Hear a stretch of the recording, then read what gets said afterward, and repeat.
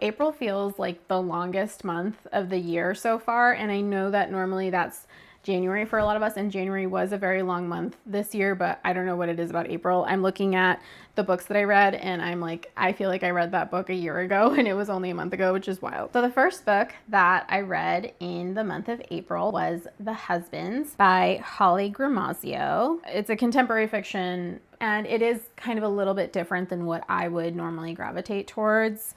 I listened to this book on Libby. I borrowed it from the library in audiobook format, and I really enjoyed the narrator. If you are an audiobook lover, this is a book that I would recommend doing on audio. This is definitely a good book if you want something silly, lighthearted, you just want to kind of have a good time, laugh at like a ridiculous character or ridiculous characters. We're following our main character, Lauren, who comes home after a night out with her girlfriend, who I believe is about to get married. I think it's her bachelorette party, which in England, I think they call it a hen party. She comes home, it's late at night, she's a little drunk.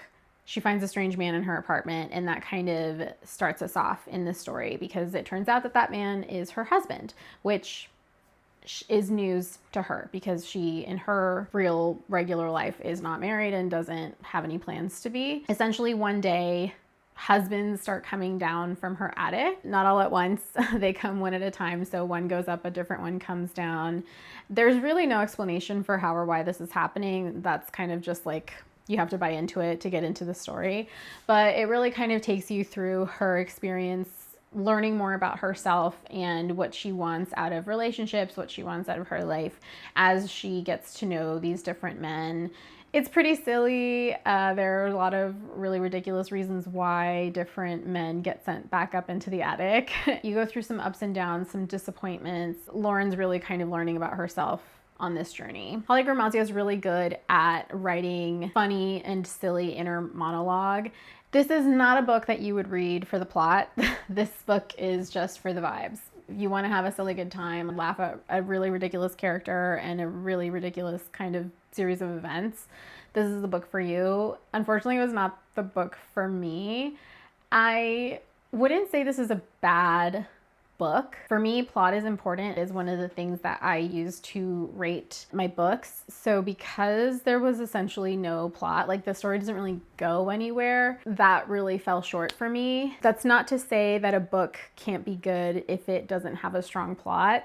It's just, for me, the fact that there was no plot in this particular story made it really rough for me. I found myself very frustrated throughout the story. The character is meant to be frustrating. That's okay. Like, she was really annoying and made me cringe a lot, but like that's kind of, I think, what the author was going for, and that's fine. But the story itself was really frustrating for me and really annoying because I didn't really feel that the character learned much as you went through the story. And so that is kind of what made it frustrating, is to watch her go through this journey. At the very end, like, I wanted to throw my phone against the wall because I was like, what did I just read? So that might sound strong. Like I said, it's not a bad book by any means. I just don't really understand why it exists. That's so harsh. That's not right. I just had a hard time with it. Let's just leave it at that. So I gave this book 2.5 stars, primarily because of the lack of plot and character development. That's really kind of what it came down to for me. If that had been stronger, I don't know that I would have liked the book anymore, but I probably would have rated it higher. Definitely if I'd seen some character development, which is kind of what I was expecting. Like, the book leads you to believe that Lauren is going to have some kind of breakthrough or like moral evolution, and I can't say that I felt that at the end of the book. The actions lead you to believe that she has had that, but like, I don't feel like that was made clear or done well. So that was The Husbands by Holly Gramazio. Next up was Wild Dark Shore. This book is probably on the complete opposite end. Not complete opposite, but it's pretty far from the vibes of The Husbands, where The Husbands was a very lighthearted, silly good time. Wild Dark Shore is a dark, moody, eerie book, and I loved it. We have climate change, impending doom, mystery, dark backstories, mysterious deaths, unreliable characters all over the place. So Wild Dark Shore is a literary fiction mystery that takes place on the island of Shearwater, which is meant to be not far from Antarctica. I mean, we are like way out there in the middle of nowhere, okay? There is a family that is responsible for taking care of the island. So it's Dominic and his 3 kids who are responsible for maintaining the seed bank that's supposed to kind of be the future of humanity. The problem, the conflict is that due to climate change, which of course has led us to require this seed bank, the ocean is rising and the island is about to not exist anymore. So we have that kind of growing tension. The writing is so good when it comes to setting the tone for what the experience is on the island. I really felt like I was there the entire time. It's dark, foggy. I felt like the damp from the island and you could like smell the salt in the air. It was really beautifully done. It felt like its own character almost, and that was probably my favorite aspect of the story. At the beginning of the story, a mysterious woman, Rowan, washes up on shore, and that kind of sets off the domino effect for what's going to happen, trying to figure out what she's doing there. She's trying to figure out what the deal is with this family that she knows is hiding something from her. I don't really want to say any more because you kind of want to just go along for the ride without knowing a whole lot.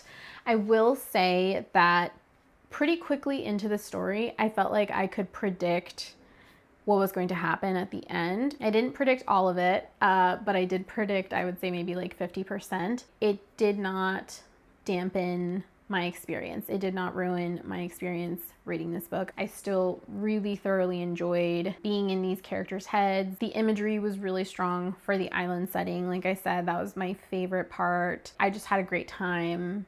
That's hard to say. It's not like a happy book. You're not having a great time, but I really enjoyed the story. I really enjoyed the writing.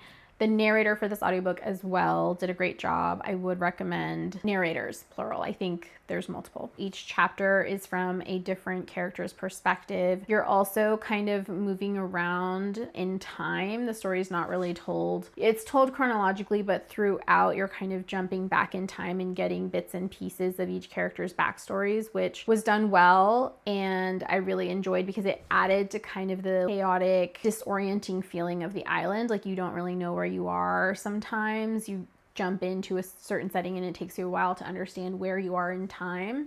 And I enjoyed that. Felt like that was a device in and of itself. So I gave Wild Dark Shore 4 stars. I will say at times the climate change drama of it all was a little difficult to read.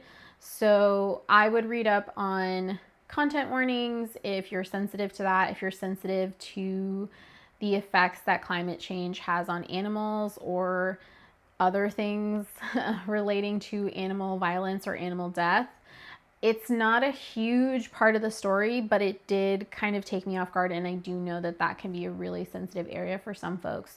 So read your content warnings and be aware that that is a thing. That is Wild Dark Shore by Charlotte McConaghy.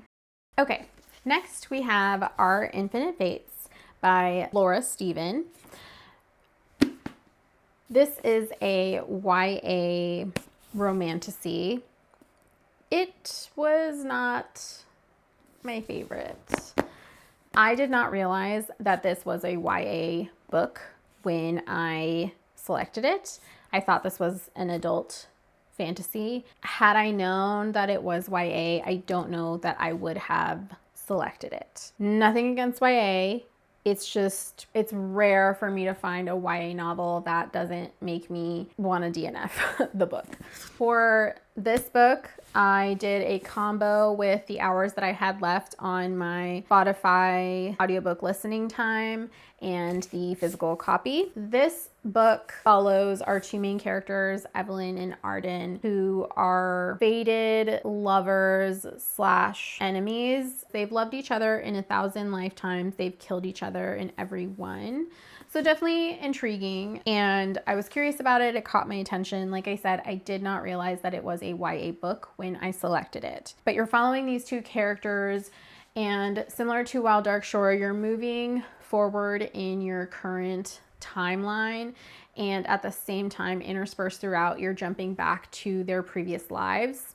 So these two characters are reincarnated every time they die, and they always end up finding each other and killing each other just before their 18th birthday or prior to turning 18. That's kind of part of the premise, is that for some mysterious reason, they end up dying before they turn 18. I had a few issues with this book. One, I do have a bias in that I don't generally love YA books. I didn't read YA when I was a young adult, so as an adult, I probably have read more YA novels now than I did when I was a teenager, and it's still difficult for me to find a YA book that I think is great, even if I'm putting myself in the shoes of a young adult, because that's how they're meant to be read. This book was no different. I had a really hard time with it. The one thing that I found really frustrating about it is that your two main characters are meant to be this tragic love story, right? And so you know that going into it. There's never any context for why they love each other this deeply. Like, you never really understand where the love comes from. You kind of this foregone conclusion. And there are some hints at it, but it's not very strong. And that felt kind of like a huge missed opportunity. And not just missed opportunity, but I felt it was like pretty necessary to explain that or to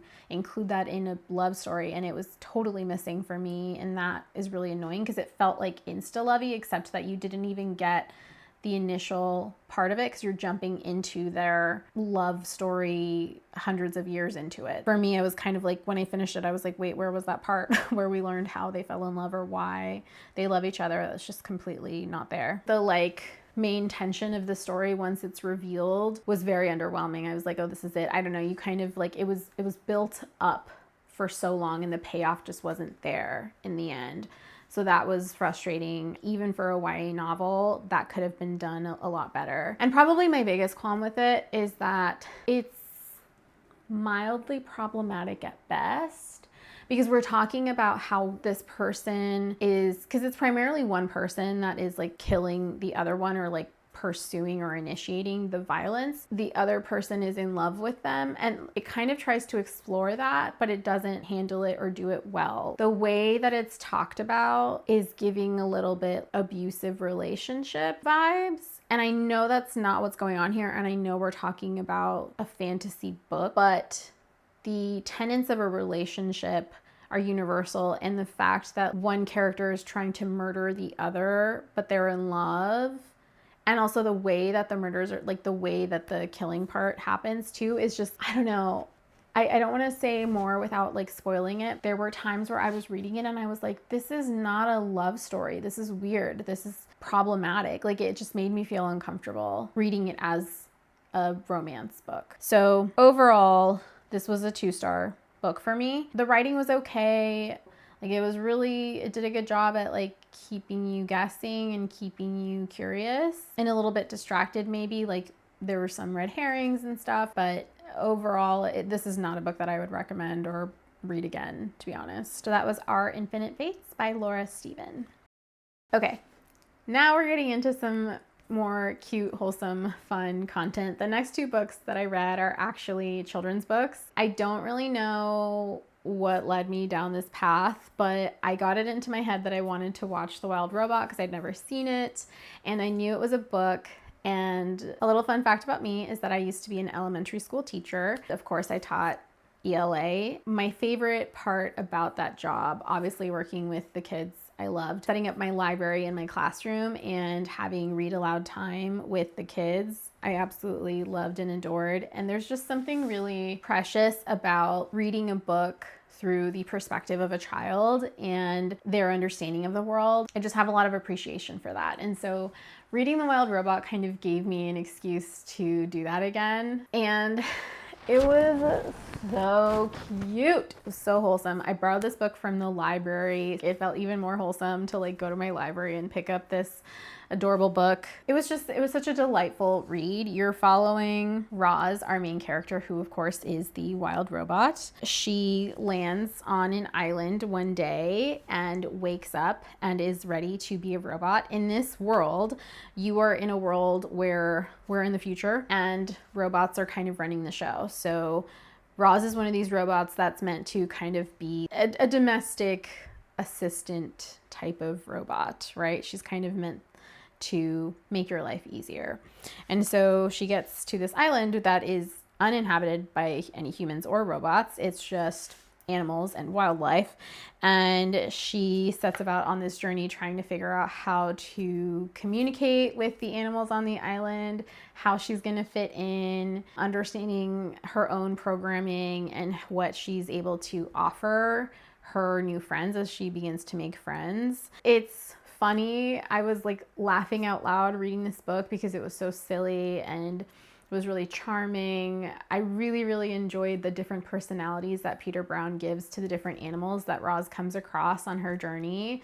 It was really cute. There's one scene where she meets an opossum, and the chapter is called The Actor because opossums, of course, play dead when they're threatened. And that whole exchange, the dialogue between Roz and the opossum, is so funny and so cute. I loved this book. I do have a nephew who is around the age range that would be appropriate for this reading level, and I sent him the 3-book box set as soon as I finished it. And I told my sister-in-law, like, you have to read these books with him because they're adorable. Kind of on the opposite end of the spectrum of our island in Wild Dark Shore, the island in The Wild Robot is also very, like, the imagery is also very strong. You feel like you're there.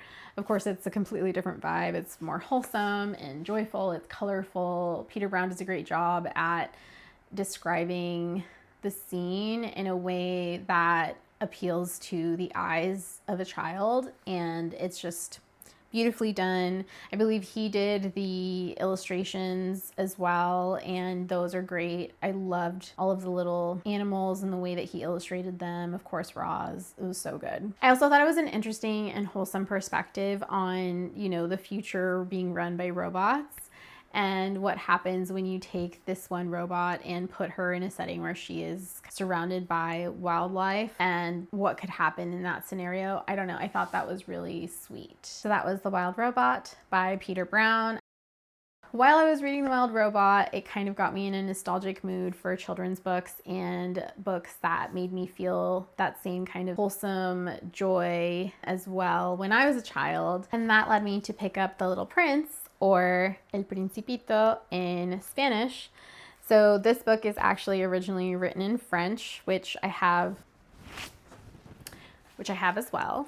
And I haven't read the French one in a while, but I originally read this book in Spanish when I was little. This was one of my mom's favorite stories when she was a young girl, and she read it to me. And I actually have a quote from the book tattooed on my arm, and it's just a very dear story to me for the nostalgia and like my personal experience with it, but also the messaging is just so wholesome and beautiful. This story explores the innocence and the perspective of a child, how a child understands and sees the world, and how adulthood changes and colors the way that we understand things with perhaps less nuance, less room for imagination, less creativity.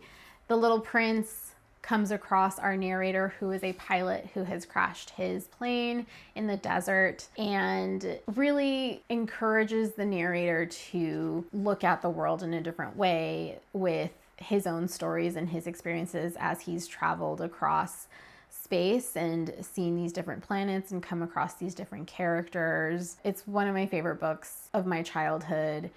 It's such a special, sweet story. It was delightful to read it in Spanish. I actually found the audiobook on my public library in Spanish, and I listened to that. That narration was incredible. It was so good. I was just kind of smiling the whole time, just with this feeling of like gratitude. Just wholesome is really the best thing I can say. That is The Little Prince by Antoine de Saint-Exupery. Switching gears again in a completely different direction. But also similarly motivated as I was to read The Wild Robot because I wanted to see the movie and read the book first. The director of the movie Parasite recently came out with the film called Mickey 17, and I absolutely love that director. I thought Parasite was incredible. It was so, so good. So I was very excited to see that he had this new film with Robert Pattinson, who I also really enjoy. I think his acting is great, and I'm really intrigued by a lot of the movies that he's been in more recently. So I thought, oh, let me pick up the book and read that before I check out the movie. So this is Mickey 7 by Edward Ashton. This book, what can I say? I read this book in paperback form, as you can see. We've got some tabs. There are definitely more tabs towards the beginning of the book than towards the end, and I'm about to tell you why.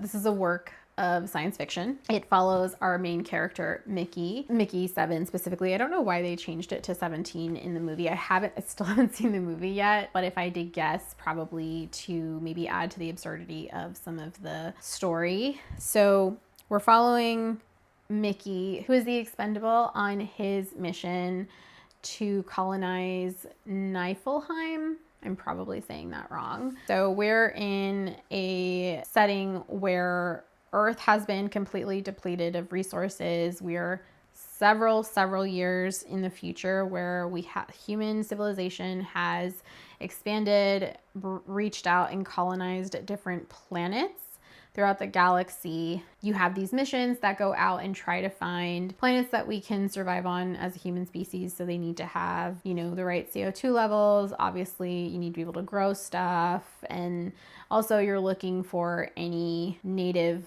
life that could be a threat to that as well. Let me tell you a little bit about the main character. So he's the expendable, which means that throughout this mission, there will be some life-threatening situations where the unit needs to collect information. And so you have a person whose brain, whose memories, whose personality essentially is like uploaded into a computer.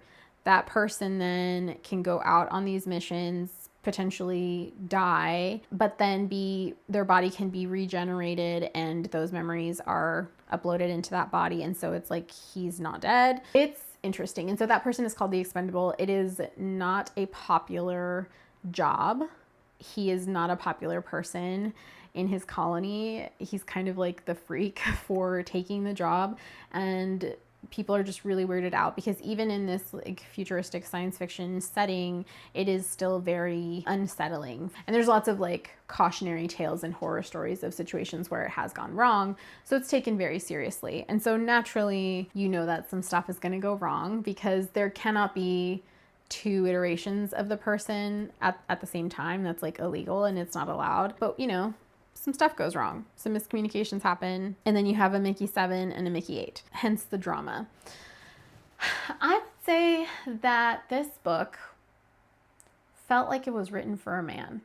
That is really the best thing I can say to summarize my feelings on this book. That's not a bad thing, but I am not a man. So it was not for me, is what I felt. The energy of the book was very masculine. The humor was very dry. Like when you meet somebody who is like super sarcastic and super dry, but like they never let up, and you're like, okay, like that's enough. You can back up a little bit. Like you can let your foot off the gas, like, but they just kind of keep going. That's what this book was. It's like talking to somebody like that. Like you get stuck at a party talking to somebody who cannot stop with like the dry, self-deprecating, sarcastic humor for like everything. And it's like not everything has to be this punchline. There's a lot of that. There's a lot of the like dramatic one-liners at the end of a long paragraph. It's like kind of that repeated style. The characters themselves are not very likable. The main character is absolutely infuriating. He is the worst. It's meant to be funny, and of course he's meant to be an unlikable character, but the writing style just felt like it dragged on for me, and I did not enjoy it. Honestly, if there was no movie, I would have DNF'd this book, but I really wanted to see the film, and the like stubborn person in me was just like, see it through, read the book. I did think it explored some really interesting themes. The biggest recurring theme that keeps popping up is this whole like ship of Theseus dilemma, with the parallel to the character of Mickey as the ship of Theseus. So you're kind of trying to answer the question if Mickey 7 is the original Mickey, or if Mickey 7 is different from Mickey and is different from Mickey 6 and is different from Mickey 5, and if these are all different people or different consciousnesses, etc. That was well done. That is like attached to the idea of immortality. Like, is he immortal? If you're looking at it as like, yes, he is the original Mickey, then that means that you believe in the possibility of immortality via this new technology. Or if you don't believe in immortality and you don't believe that he is the same person each time, then what does that mean for him? That was really interesting. I also thought there's explorations of colonization, existential dread that were well done, that popped up.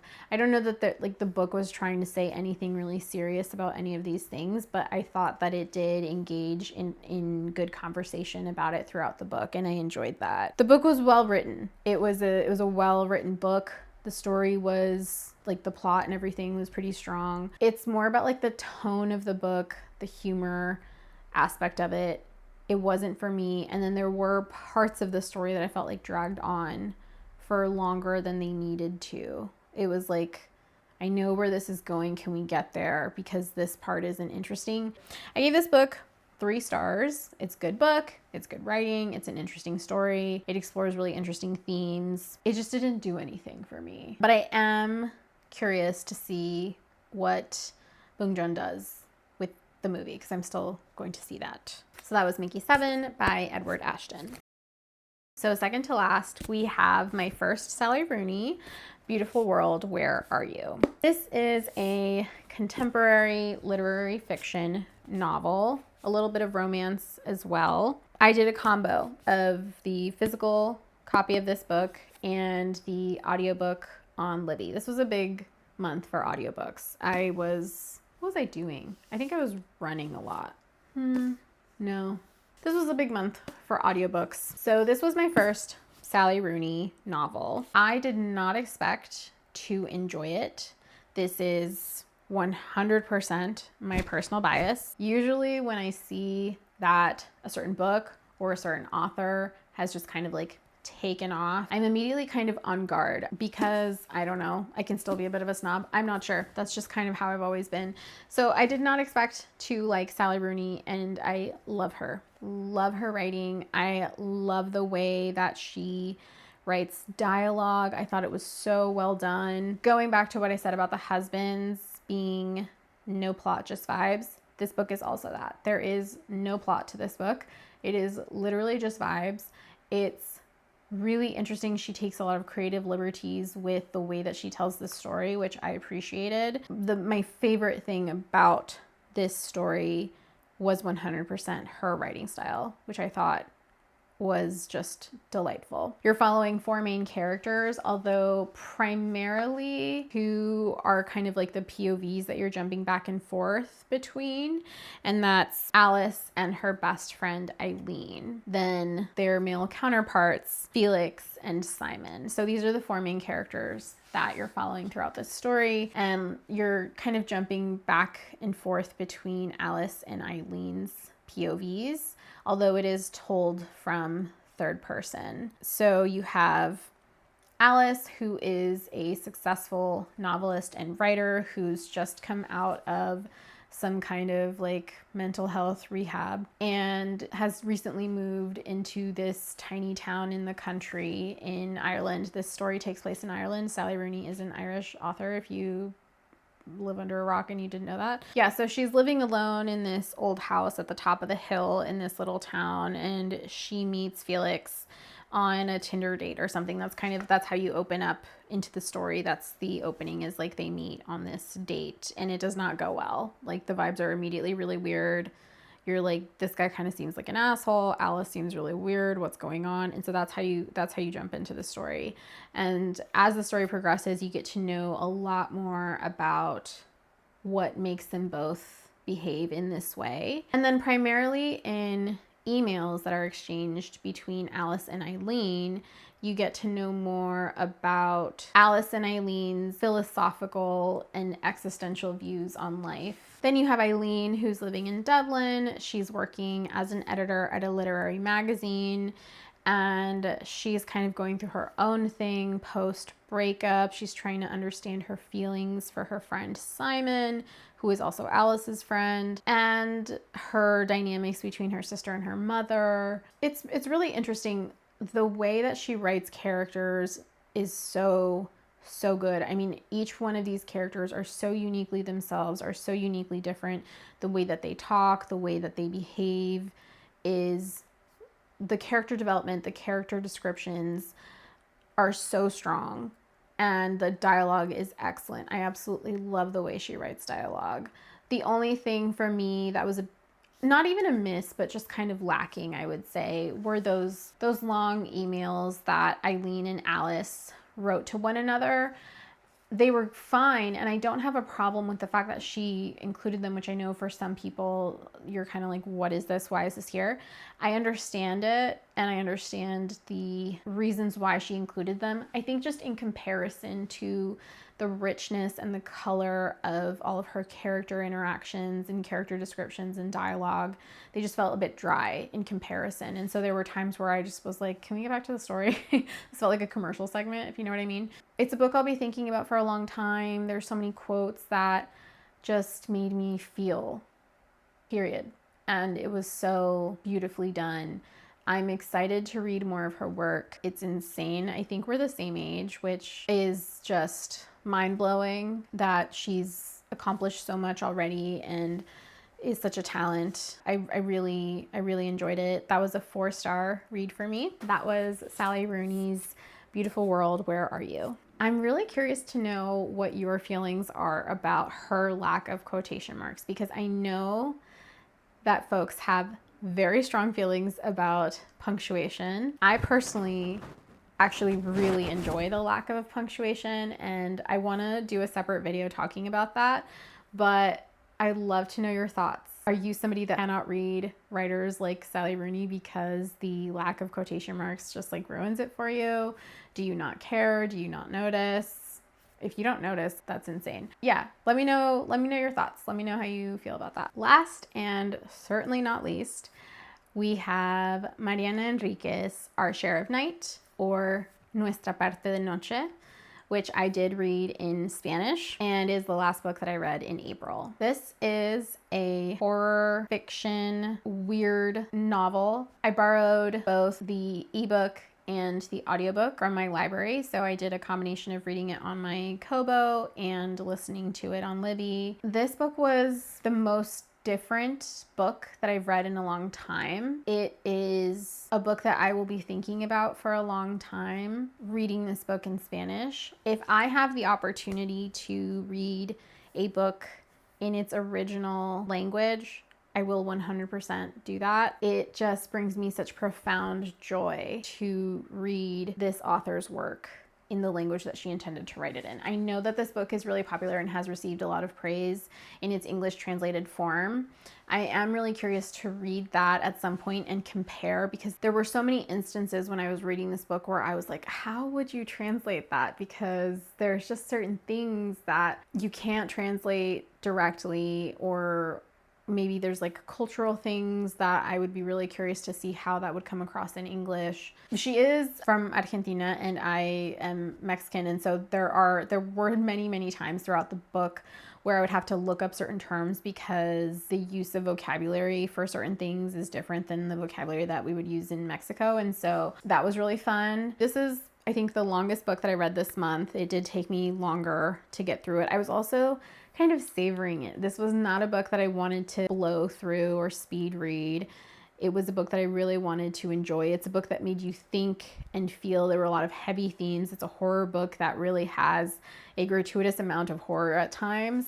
And so again, it's not a book that you can just power through. But this story takes place in Argentina and primarily in the 80s and 90s. You're following a father and son, at times just one, at times both. So the story takes place in the aftermath of the Dirty War, during which the military dictatorship of the time killed tens of thousands of people across the country. You have this cult that our main character, the father figure, is part of. He's like the medium, or the, I think at one point he says like shaman might be like a better term for what he is, of the order, which is the name of the cult. So overall, this book is a political allegory told through the lens of fantastical horror. You have just layers of conflict as it relates to class, as it relates to race, the impacts of colonialism, the impacts of military violence, family dynamics and generational trauma is also laid in there. I mean, there are just layers on layers on layers within this book. It's a book that I will definitely have to reread. Probably the most striking and stunning